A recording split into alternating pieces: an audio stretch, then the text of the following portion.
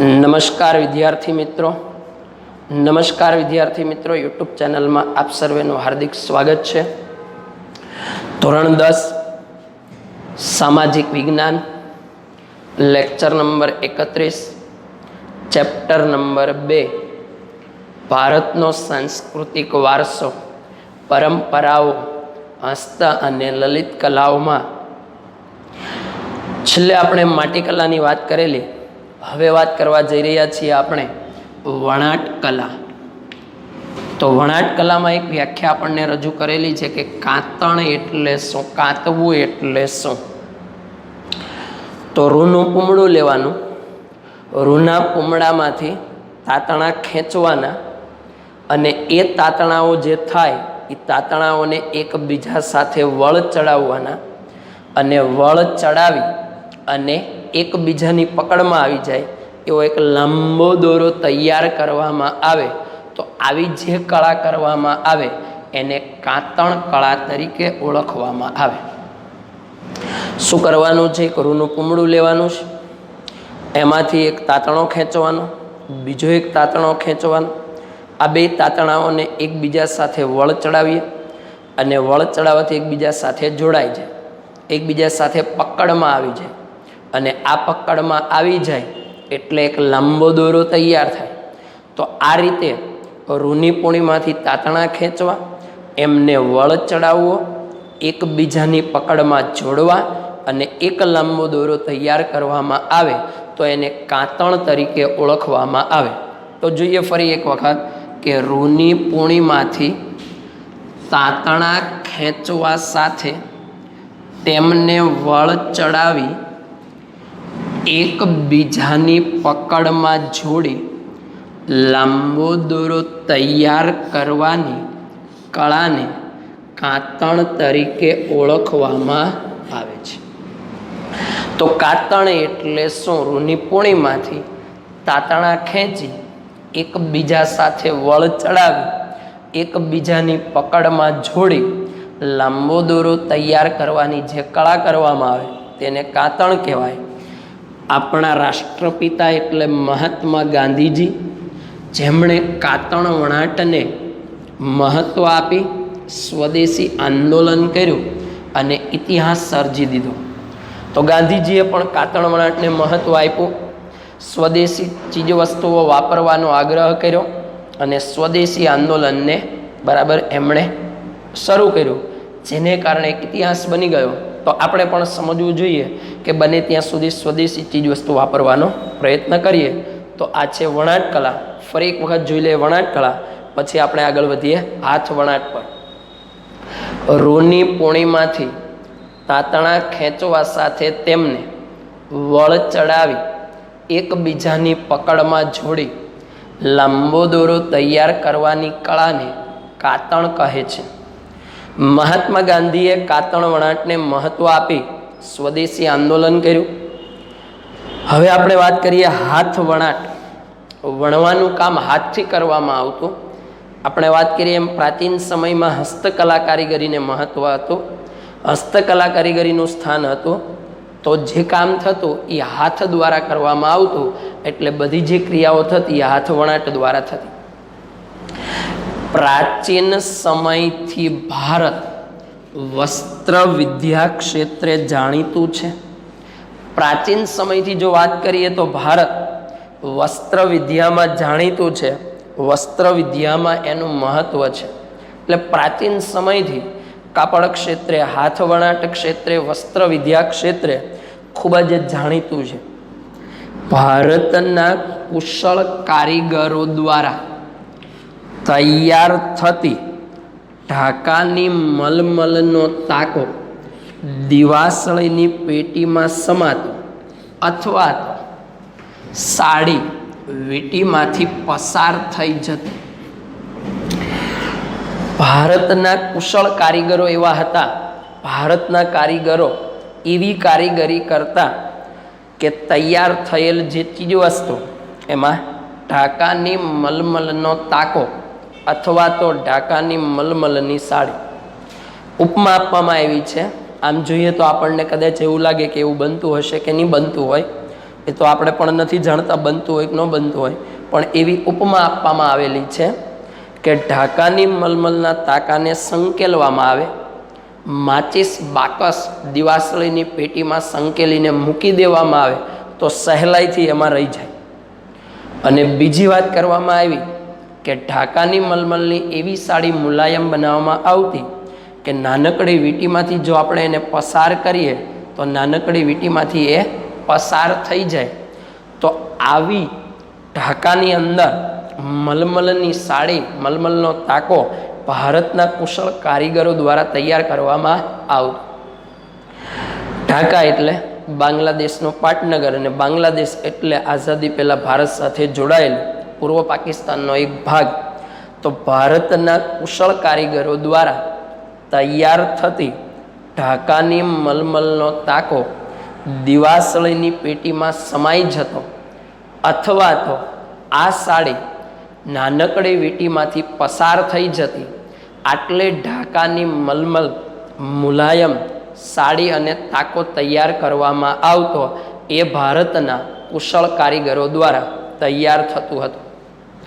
ત્યાર પછી વાત કરીએ તો કાશ્મીર સહિત ભારતમાં બનતા કઈ કઈ ચીજ વસ્તુ ભારતમાં બનતી હતી કાશ્મીર સહિત?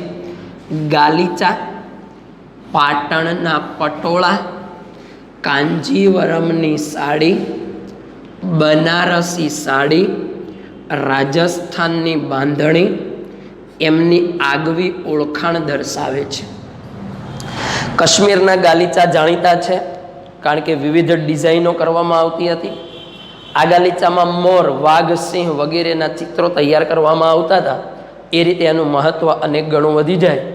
તો કાશ્મીર સહિત ભારતમાં બનતા ગાલીચા, પાટણમાં બનાવવામાં આવતું પટોળા નામની સાડી, કાંજીવરમની સાડી, બનારસની સાડી અને રાજસ્થાનની બાંધણી, આ એક આગવી ઓળખાણ છે, આ એક આગવી વિશેષતા છે. ગુજરાત રાજ્યની અંદર સોલંકી વંશજ એક રાજાઓનો વંશજ હતો. આ સોલંકી રાજાઓના સમયમાં એનો સોના જેવો યુગ એટલે સુવર્ણકાળ. તો સોલંકી રાજાઓના સમયમાં એટલે કે સોલંકી રાજાના સોના જેવા સમયમાં પાટણમાં પટોળા બનાવવાના અનેક કારીગરો આવીને વસ્યા. પાટણમાં પટોળા બનાવવાના અનેક કારીગરો આવીને વસ્યા. એટલે પાટણમાં ઘણા બધા પટોળા બનાવવાના કારીગરો ક્યારે આવ્યા? તો સોલંકી રાજાઓના સમયમાં. અને આ કારીગરોએ ઘણી બધી પોતાની કારીગરી કરી અને ઘણા બધા પટોળા બનાવ્યા, અને એ રીતે ગુજરાતને પણ પ્રતિષ્ઠિત બનાવી દીધું છે. તો આ કારીગરોની આવડત અને તેમના કૌશલ્યના લીધે પાટણ શહેર પટોળા માટે સવિશેષ જાણીતું બન્યું. આ કારીગરોની એવી આવડત હતી, એનું કૌશલ્ય હતું, એમની જે કંઈ પણ બુદ્ધિશક્તિ હતી કે જેને કારણે એણે પટોળા નામની સાડી તૈયાર કરી અને પાટણને પટોળામાં સવિશેષ જાણીતું બનાવી દીધું. આજે પણ પટોળા માટે પાટણ જાણીતું છે. આ કળા, પટોળા બનાવવાની કળા જે છે, આ કળા લગભગ 850 વર્ષ જૂની છે. લગભગ 850 વર્ષ જૂની હોવાનું મનાય છે. આ કળા અત્યંત અટપટી છે, જટિલ છે, એટલે ગૂંચવડા ભરેલી છે, અને સમય માંગી લેતી આ કળા મર્યાદિત કારીગરો પાસે છે. હાલના સમયની પરિસ્થિતિની જો ચર્ચા કરીએ તો હાલની પરિસ્થિતિ પ્રમાણે એવું છે કે આ કળા કેવી છે? 850 વર્ષ જૂની છે, અત્યંત અટપટી છે, ગૂંચવડા ભરેલી છે અને સમય માંગી લેતી છે. શું કામ? કારણ કે પહેલાં આપણને પ્રશ્ન થાય પટોળા એટલે શું? તો પાટણમાં બનતા આ રેશમી વસ્ત્રોને પટોળા કહેવાય.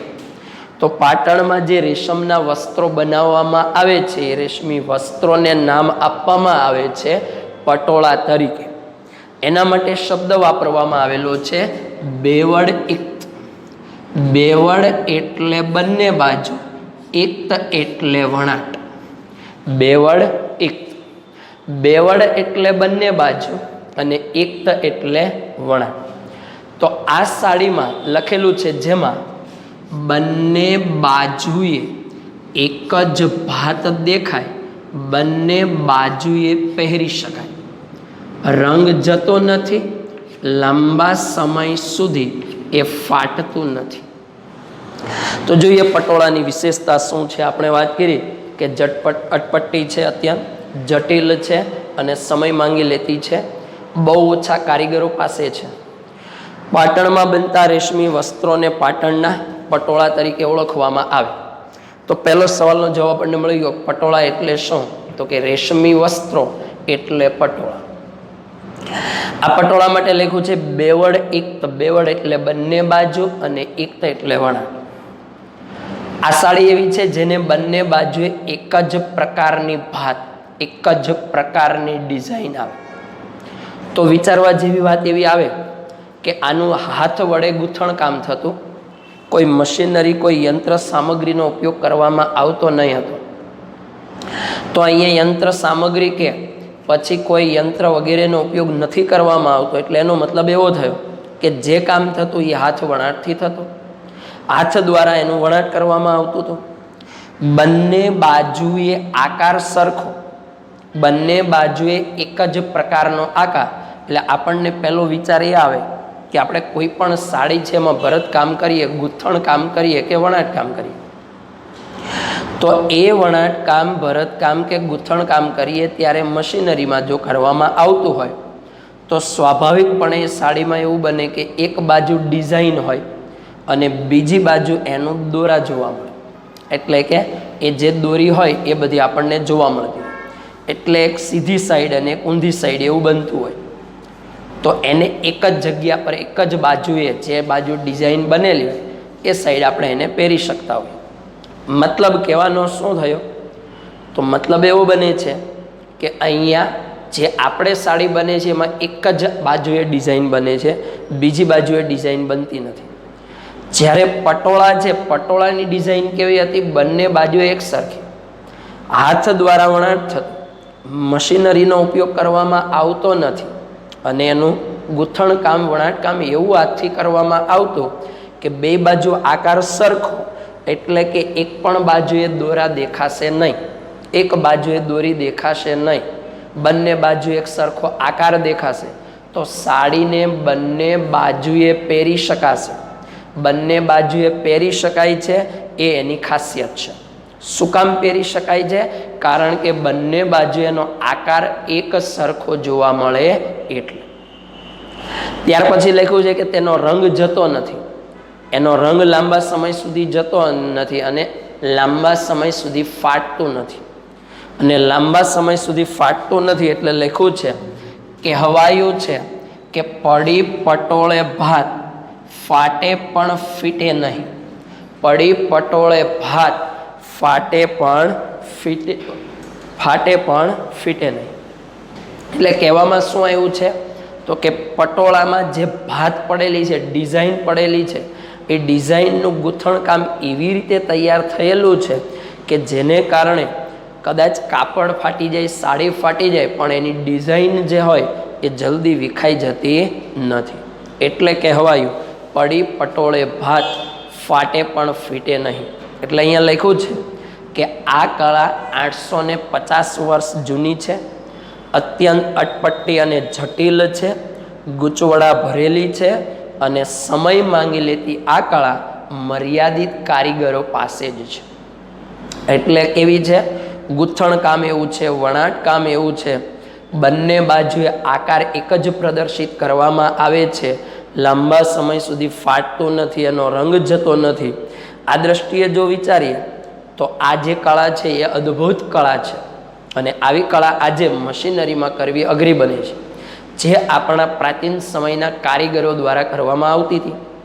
પછી લખેલું છે કે સમય માંગી લેતી આ કળા. આજે પટોળા નામની જે સાડી બનાવવામાં આવતી એને 8 થી 10 મહિને એ તૈયાર થતી. અને આમ જોવા જઈએ તો આ સાડી મોંઘી પણ બનતી, પટોળામાં જેવી ડિઝાઇન, જેવું વર્ક કામ કરવામાં આવ્યું હોય એ પ્રમાણે એનો ભાવ પણ નક્કી કરવામાં આવતો. લાખ રૂપિયા, 1.5 લાખ રૂપિયા, 2 લાખ રૂપિયા, 2.5 લાખ રૂપિયા, જેવું પટોળું, જેવી સાડી, એવો એનો ભાવ હતો. કારણ કે એની અંદર ગૂંથણકામ એવું કરવામાં આવતું કે જેને કારણે શું થતું તો કે આ પ્રમાણે એનું ગૂંથણકામ થતું હોવાથી એ સમય પણ માંગી લેતી, 10 મહિના આજુબાજુએ તૈયાર થતી અને ત્યાર પછી આ સાડી મોંઘી પણ હતી. તો આ કળા 850 વર્ષ જૂની છે, અત્યંત અટપટી અને જટિલ છે. સમય માંગી લેતી કળા બહુ ઓછા કારીગરો પાસે છે. પટોળા બનાવવાનું કામ બહુ ઓછા કારીગરો દ્વારા થાય છે. પાટણમાં બનતા આ રેશમી વસ્ત્રોને પટોળા કહેવાય, જેને બેવડ એટલે બંને બાજુ એટલે વણાટ બંને બાજુએ પહેરી શકાય. ત્યાર પછી એનો રંગ જતો નથી, લાંબા સમય સુધી ફાટતો નથી. તેથી કહેવામાં આવ્યું છે કે પડી પટોળે ભાત, ફાટે પણ ફીટે નહીં. ડિઝાઇન એટલી બધી અદ્ભુત તૈયાર કરવામાં આવે છે કે કદાચ સાડી ફાટી જાય પણ ડિઝાઇન વિખાતી નથી. આ વર્ક હાથ દ્વારા કરેલું હોવાથી લાંબા સમય સુધી આ બધી બાબતો આમનામ રહી છે. જો મશીનરીમાં કરવામાં આવે અને એક દોરી તૂટે તો આખી ડિઝાઇન વિખાઈ જાય, પણ આ હાથ દ્વારા હાથ વણાટ એવું તૈયાર કરવામાં આવ્યું છે કે જેને કારણે લાંબા સમય સુધી એ ડિઝાઇન વિખાતી નથી. અને ત્યાર પછી એક વાત કરવી હોય તો ગુજરાતી ગીતમાં નારીની મનોકામના વ્યક્ત કરવામાં આવી છે. એક ગુજરાતી ગીત છે, એમાં પટોળા વિશેની માહિતી આપવામાં આવી છે કે છેલ્લા જીરે મારી સાટુ પાટણથી પટોળા મોંઘા લાવજો, એમાં રૂડા રે મુરલિયા ચિતરાવજો. તો આ ગુજરાતી ગીતમાં પણ એક સ્ત્રીની મનોકામના વ્યક્ત થાય છે કે એ પટોળાને બરાબર મંગાવે છે, મોંઘા પટોળાની માંગ કરે છે. તો આ આપણે વાત કરી હાથ વણાટ. તો જોઈએ ફરી એક વખત વણાટ કલા અને હાથ વણાટ વિશેનો આપણે અભ્યાસ કરીએ. તો ફરીથી આપણે એક માહિતી આપી દઈશું કે અહીંયા વણાટ કામ કલા અને હાથ વણાટ દ્વારા પ્રાચીન સમયમાં આ બધી જે ચીજવસ્તુઓ તૈયાર કરવામાં આવતી એ અતિ મૂલ્યવાન, અતિ કિંમતી જોવા મળે છે. હાલના સમયમાં આવું વર્ક ઓછું જોવા મળે છે. હાલના સમયમાં વર્તમાન સમયની અંદર તમામ વસ્તુઓ યંત્ર સામગ્રી અને ત્યાર પછી યંત્રો દ્વારા થતું હોય છે. તો માહિતી આપણે આપીએ ફરી એક વખત કે વણાટ કલા અને હાથ વણાટ. તો જોઈએ ફરી એક વખત વણાટ કલા. રૂની પૂણીમાંથી રૂનું એક કુમળું લેવાનું, એમાંથી તાતણા ખેંચવાના, 2 તાતણાઓને વળ ચડાવવાના, 2 તાતણાને વળ ચડાવી એકબીજા સાથે જોડવાના, એકબીજા સાથે જોડી અને પછી એક લાંબો દોરો તૈયાર કરવાનો. આ લાંબો દોરો તૈયાર કરવાની જે કળા કરવામાં આવે તેને કહેવામાં આવે કાતણ. તો જોઈએ વ્યાખ્યા ફરી એક વખત. વણાટ કલામાં રૂની પૂણીમાંથી તાતણા ખેંચવા સાથે તેમને વળ ચડાવી એકબીજાની પકડમાં જોડી લાંબો દોરો તૈયાર કરવાની કળાને કાતણ કહે છે. મહાત્મા ગાંધીજી, આપણા રાષ્ટ્રપિતા, એમણે પણ આ કાતણ વણાટને મહત્ત્વ આપ્યું. રેટીઓ દ્વારા એમણે ખાદીનું કાપડ કાતવાનું શરૂ કર્યું અને સ્વદેશી આંદોલનને એણે સ્વીકાર્યું. સ્વદેશી આંદોલન સ્વીકારી અને એક મોટો ઇતિહાસ સર્જ્યો છે. તો મહાત્મા ગાંધીજી પણ સ્વદેશી વસ્તુને જ મહત્ત્વ આપવાનું સજેશન કરતા હતા. આપણે પણ એ સમજવું જોઈએ. આમ કાતણ વણાટને લઈ અને મહાત્મા ગાંધીજી સ્વદેશી આંદોલનને મહત્ત્વ આપ્યું. હવે આપણે વાત કરીએ હાથ વણાટની ફરીથી કે પ્રાચીન સમયથી ભારત વસ્ત્ર વિદ્યાના ક્ષેત્રે ખૂબ જ જાણીતું છે. ભારતના કુશળ કારીગરો દ્વારા તૈયાર થયેલ, ભારતના કારીગરો હોશિયાર હતા, કુશળ હતા, બાહોશ હતા કે જેના દ્વારા તૈયાર થયેલ ઢાકાની મલમલનો તાકો એટલો મુલાયમ હતો. ઢાકાની મલમલની સાડી એવી મુલાયમ હતી કે જે દિવાસળીની પેટીમાં સમાઈ જતી અથવા તો સાડી વીંટીમાંથી સહેલાઈથી પસાર થઈ જતી આવી એની વિશેષતા હતી, આવી એની ખાસિયત હતી. આ દ્રષ્ટિએ વિચારીએ તો ભારતના વસ્ત્ર પરિધાનનું અનેરું મહત્વ રહેલું છે, અનન્ય મહત્વ રહેલું છે. કાશ્મીરની અંદર બનાવવામાં આવતા ગાલીચા એ કાશ્મીર પણ વિવિધ વસ્ત્ર પરિધાનોમાં જાણીતું હતું પ્રાચીન સમયની અંદર. આગળ વાત કરીએ એમ કે ભાઈ ગાલીચામાં મોર, વાઘ, સિંહ વગેરેના ચિત્રોનું ગૂંથણ કામ કરવામાં આવતું. આ બધું જ કામ હાથ વણાટ દ્વારા કરવામાં આવતું. તો કાશ્મીર સહિત ભારતમાં બનતા ગાલીચા, પાટણના પટોળા, કાંજીવરમની સાડી, બનારસી સાડી, રાજસ્થાનની બાંધણી એક આગવી ઓળખાણ બને છે. ગુજરાતની અંદર સોલંકી રાજાઓનો સમય જે સુવર્ણકાળ ગણાય, આ રાજાઓના સમયની અંદર પાટણમાં પટોળાના અનેક કારીગરો આવીને વસ્યા. આ કારીગરોની આવડત અને એનું કૌશલ્યને લીધે પાટણ પટોળા માટે સવિશેષ જાણીતું બન્યું. આ કળા લગભગ 850 વર્ષ જૂની હોવાનું મનાય છે. અત્યંત જટિલ, અટપટી અને સમય માંગી લેતી આ કળા આજે મર્યાદિત કારીગરો પાસે છે. પાટણમાં બનતા આ રેશમી વસ્ત્રોને પટોળા તરીકે ઓળખવામાં આવે, જેને બેવડ એકત કહેવાય. બેવડ એટલે બંને બાજુ, એકત એટલે વણાટ, જેમાં બંને બાજુએ એક જ ભાત દેખાય, બંને બાજુએ પહેરી શકાય, એનો રંગ જતો નથી, લાંબા સમય સુધી ફાટતું નથી. તેથી કહેવાયું છે પડી પટોળે ભાત, ફાટે પણ ફીટે નહીં. અને ગુજરાતી ગીતમાં નારીની મનોકામના વ્યક્ત થાય કે છેલ્લા જીરે મારી સાટું, પાટણથી પટોળા મોંઘા લાવજો, એમાં રૂડા રે મોરલિયા ચિતરાવજો. એકવાર ટૂંકમાં જોઈ લઈએ. વણાટ કલાને હાથ વણાટ, રૂની પૂણીમાંથી તાતણા ખેંચવા સાથે વળ ચડાવી એકબીજાની પકડમાં જોડી લાંબો દોરો તૈયાર કરવાની કળા કાતણ. ગાંધીજીએ કાતણ વણાટને મહત્વ આપ્યું. હાથ વણાટ વસ્ત્ર વિદ્યામાં ભારત પ્રાચીન સમયથી જાણીતું. ઢાકાની મલમલની સાડી નાનકડી વીંટીમાંથી પસાર થઈ જાય, દિવાસળીની પેટીમાં સમાઈ જાય. કાશ્મીરી ગાલીચા, પાટણના પટોળા, કાંજીવરમની સાડી, બનારસી સાડી, રાજસ્થાનની બાંધણી આગવી વિશેષતા. સોલંકી યુગમાં અનેક કારીગરો આવીને વસ્યા. આવડત કલાને લીધે પાટણને પટોળામાં સવિશેષ જાણીતું બનાવ્યું. આ કળા 850 વર્ષ જૂની, અત્યંત અટપટી, જટિલ, સમય માંગી લેતી આ કળા મર્યાદિત કારીગરો પાસે. પાટણમાં બનતા રેશમી વસ્ત્રોને પાટણના પટોળા, જેને કહેવાય બેવડ એક, બંને બાજુએ, બેવડ એટલે બંને બાજુ, એક એટલે વણાટ, બંને બાજુએ પહેરી શકાય, રંગ જતો નથી, લાંબા સમય સુધી ફાટતું નથી. તેથી કહેવાયું પડી પટોળે ભાત, ફાટે પણ ફીટે નહીં.